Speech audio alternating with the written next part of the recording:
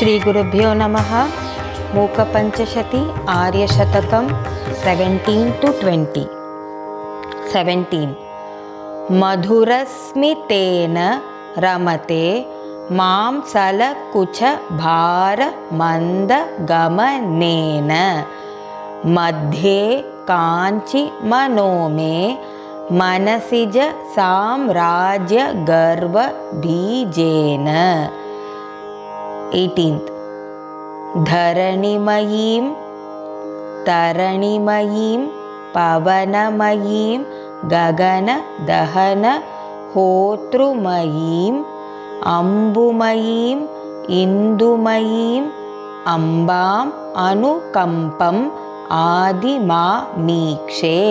19 लीनस्थितिमुनिहृदये ध्यानस्तिमितं तपस्य दुपकम्पं पीनस्थनभरमीडे मीनध्वजतन्त्रपरमतात्पर्यम्। 20 श्वेतामन्तरहसिते शाता मध्ये च वाङ्मनोतीता शीतालोचनपाथे स्फीता कुचसीम्नि शाश्वती माता।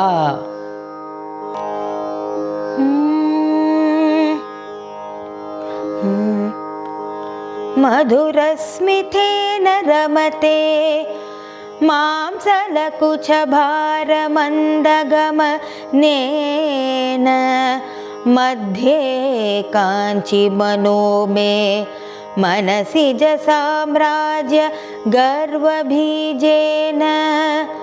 धरणिमयीं तरणिमयीं पवनमयीं गगनदहन होतृमयीं अम्बुमयीं इन्दुमयीं अम्बाम् अनुकम्पम् आदिमामीक्षे।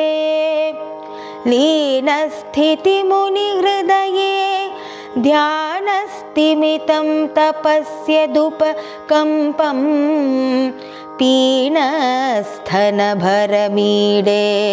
मीनध्वजतन्त्रपरमतात्पर्यम्। श्वेतामन्तरहसिते